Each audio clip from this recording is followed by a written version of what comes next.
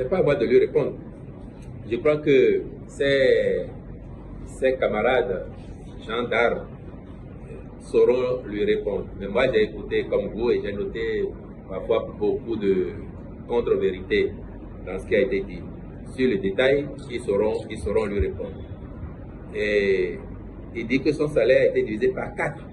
Non, il n'y a aucun qui puisse dire. J'attends de voir sa fiche de paye ou sa solde pour comparer.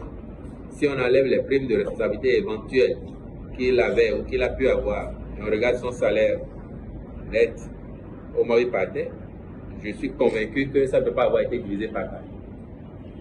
À moins qu'il y ait une raison particulière. Et j'attends qu'il en apporte la preuve.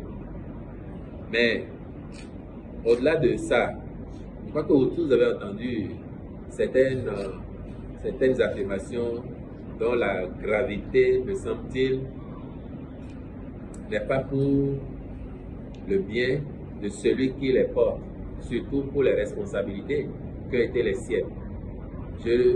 Pour quelqu'un comme Moundéon, que nous avons connu, et dont on connaît, on va dire, un peu la réputation, en tout cas à l'époque,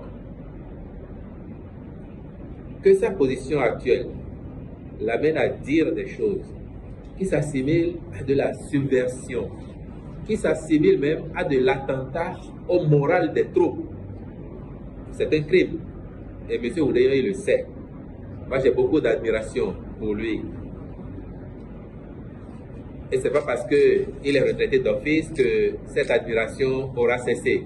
Mais je considère que quand on a servi la République à un certain niveau de la pyramide, il y a des choses qu'il ne faut pas dire. Il y a des choses dont il faut avoir la décence de faire l'économie. Parce que ça ne fait pas du bien aux intéressés.